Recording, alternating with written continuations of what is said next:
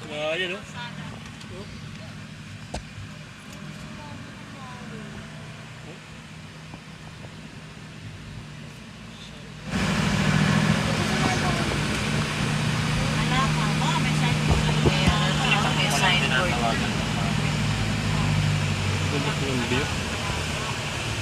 Yan si Kuya Bag eh.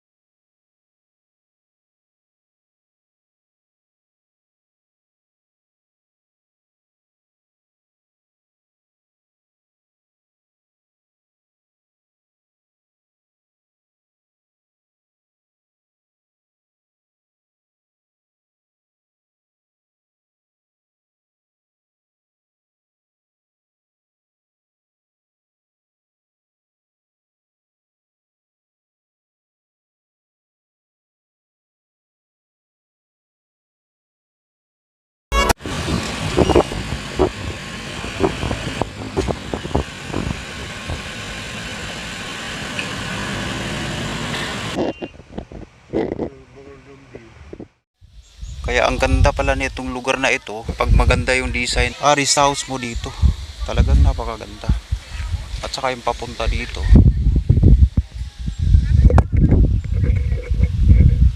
location. Papansin natin sila yung napapansin ko. Malalaki yung Kamatis Park. Ayan, palikot. Papansin nyo po yung daan. Yan, kita niyo po, putik yan, kaso tag-init ngayon, medyo nawawala yung putik.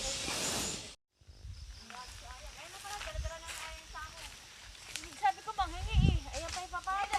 Ayun, Kami ayun o. Nasa ilalim. wala na, nagkabagsakan na, nagkaubusan na. Ayan po yung bahay po na pinapaga. Ang gagawin ko, kukuhanin ko lang yung sukat dito. Tayo pala sa Kalabaw to.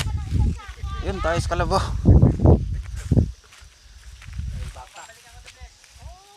Tapos ayan o. Para meron kang ipapapantry doon. Kumuha ka na isang sako. Ilagay mo na dito Kuya Oscar. Yung gamit natin, lagay mo dyan. Magsukat tayo. Yung bahay na to, nasa mababang parte siya nakapwesto. Kasi yung kalsada doon sa part na yun, mataas din. Pag ipinantay natin yung kalsada, halos magkapantay lang sa bubong noong ginagawang bahay. Itong property line, papunta yun doon, paikot. Itong part naman na ito, mataas. Titingnan natin, halos magkapantay lang sa bubong siya. Mas maganda siguro kung nandito sa taas yun, para yung overlooking niya, makikita lahat yan. Oh. Kasi pagka nandyan yung bahay, mapapansin natin yung bintana ng bahay, hindi makikita ito, babangga na bundok na parte na ito. Kasi yung kalsada doon mataas din eh. Ayan o. Kaya mali yung posisyon ng bahay na ito. Dapat nandito ito. Kasi isang property lang to eh. Isa lang may-ari nito. Dahil 1.1 hectare ito. Kaya hanggang doon yan sa baba. Ayan. Taas na parte ilagay. Ito mataas ito. Ito parte na ito hanggang doon. So may mga nakaupo doon. Mataas yan. Eh kaso nga lang ang problema, nandito na tong bahay na to. Sayang naman. Parte na ito, Nandito ako sa mataas na parte.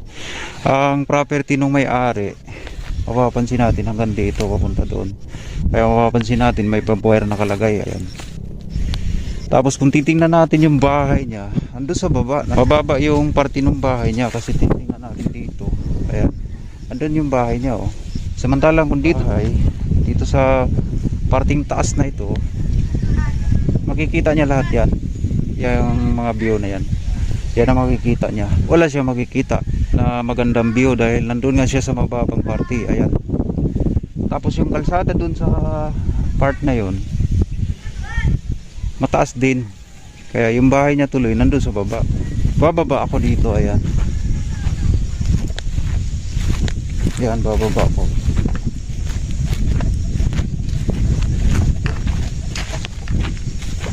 Ayan yung bahay, nasa mababang parte.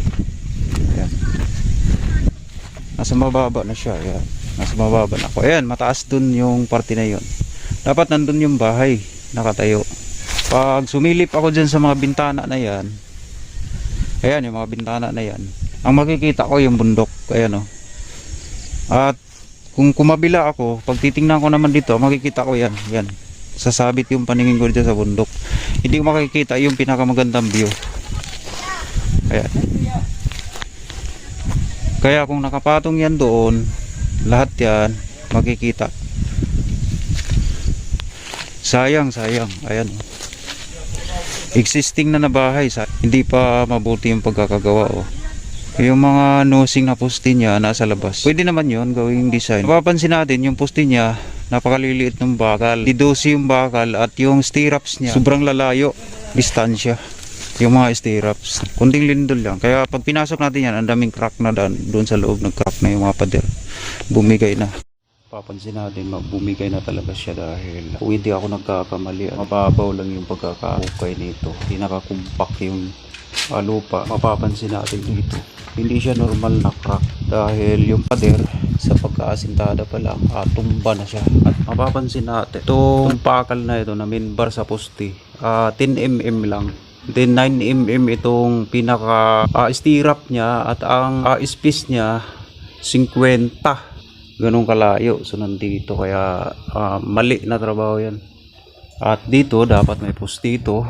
Ito part na to. Dapat may poste yan dahil mabigat yung karga niya. Dapat may poste yan. Kaya mangyayari pag ginawa natin ito, lalagyan natin ng poste ito. Bubutasin natin ulit itong part na to. Ayan, lalagyan natin ng poste yan dahil wala talagang poste yan at mabigat yung karga niya. Kung sakasakali ituloy itong bungalow type na to, lambutin yung mga lublak. At wala sa ayos yung pagka sintada pa lang. Hindi na maayos. At napakaliit ng poste. Ang poste niya nasa mga 15 by 15 lang centimeter. Ayan, mapapansin natin dito. 15 by 15 lang siya. Ito wala pang 15 yata ito eh. Ganun lang kaliit yung mga poste. At yung mga minbar niya 10mm lang. Itong parte ng CR na to, dapat may poste doon. At yun. Kaya nangyayari wala siyang poste, nagka-crack siya. Ayan. Nagka-crack yung kanto niya dahil walang poste. Wala siyang pundasyon. Walang pundasyon doon na nagdadala. Dapat mayroon pulong pundasyon. Ganun din dito sa kabila. Kaya mapapansin natin yung mga naghiwalay na. Ayan, pader. Naghiwalay na siya. Dahil wala siyang poste, dapat yung part na to may poste. Dahil mayroon siya kasintada. Kaya medyo malaking repairin ito. Itong trabaho na to. At wala siyang roof beam. Yung pinaka roof beam niya nakaliter, dalawang 12mm nakalagay. 2 piraso. Di natin alam kung mayroon siyang stirrup na letter C. Delikado tirahan ito. Kaya mapapansin natin, hindi para tirahan. May mga crack na doon malalaki. Kaya delikado kung kunting lindo lang yan, guguho na automatic yan. Matik yan, guguho yan. Walang poste yan. Walang poste dapat meron dito. Kahit pa paano, no? Okay.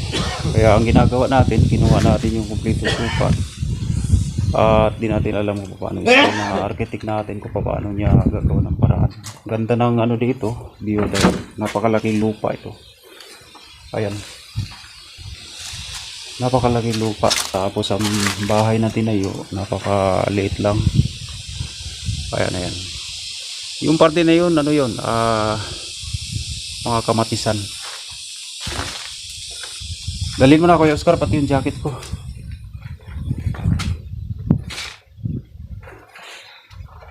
Okay. Okay, lahat na papel Sa parte na ito, mula dito sa bahay na yung part na yun yung kalsada. At mga kapitbahay doon. Yan. Yung kalsada doon, nandun din yung linya ng kuryente. Doon tayo kukuha ng supply sa part na yun para dalhin dito. Ang drainage naman, itong parte na to, pwede tayo gagawa ng drainage dito dahil mababa yung parte na yan. Papunta. Wala talagang drainage na mapagtatapan dito, no? Yung public drainage. Kaya mangyayari, magagawa tayo ng sariling drainage papunta doon sa baba. Ayusin na lang natin. Sa harap tayo Kuya Oscar. Akin na yung jacket. Galit na galit yung kalabaw. Alam niyan dayo kami. Pati yung Sa harap tayo, harap. Ayan. Ang sarap mag-harvest ng kamatis dito. Kaya gagawin ko ngayon, pupunta ako sa parting harap. Tapos titingnan natin yung magiging view ng bahay, dami Wow. Tuyo na lang kailangan dito. Daming kamatis. Kamatis. Aray. Doon sa unit, ayan, yung ginagawang bahay na yan, kasi dyan nga tayo gagawa ng floor plan, yan yung part na yan. Andun yung kalsada sa parte na yon. Kaya mangyayari, mula dito, susukatin natin papunta doon sa harap.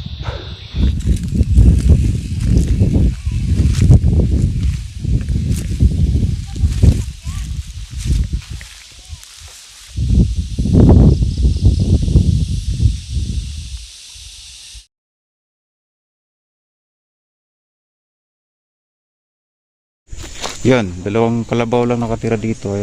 Ayan buhay dito. Kahakot ng mga anyog. Ang lamig ng hangin dito. Sarap nga naman may rest house dito. Kaya sinusukatan natin para magawa ng plano ng architect natin. Napakaraming mga kamatis. Yan. Puro kamatis nakatanim dyan. Mga nabubulok na siya Dito naman sa kabilang mababa na parte. Ayan. Mga nyug naman yung ayan, yan yung bahay. Napakababa ng bahay. Samantalang kung dito nakapwesto yan dito. Ang ganda nung view. Doon sa parting taas yung bahay. Ito yung makikita dito sana Ayan yung mababa na parte na yan Ayan. Lahat yan makikita yan. Kung nasa mataas na parte yung bahay, mayroong bahay dito na maganda. Ayan, yun yung kalsada. Kalsada punta doon. At ang entrance papunta doon sa gawing rest house. Yan papunta doon, papasok. At mapapansin na nasa mababa siya mababang parte. Kung ipapatong natin doon sa parte na yon, mas maganda. Ayan, mababa siya hindi nakikita na maayos pag nandito ako sa kalsada. At dito din magmula yung supply ng kuryente dito. Papunta doon, paikot doon, papunta doon sa bahay. Kung nandun yon sa magandang part, sa mataas na part, ang ganda nun. Ayan. Ang pangit ayan. Okay. Yan ang gagawa natin ng paraan na gumanda. Siguro doon ilalagay papatong. Yan ang tubig ito. Dito din papunta doon. Papasok doon sa may unit. Yan yung unit. Yan. Ayan yung tubig. Linya. Okay. Dito may tindahan dito. Part. Yan papunta doon. Naiwan yung panungkit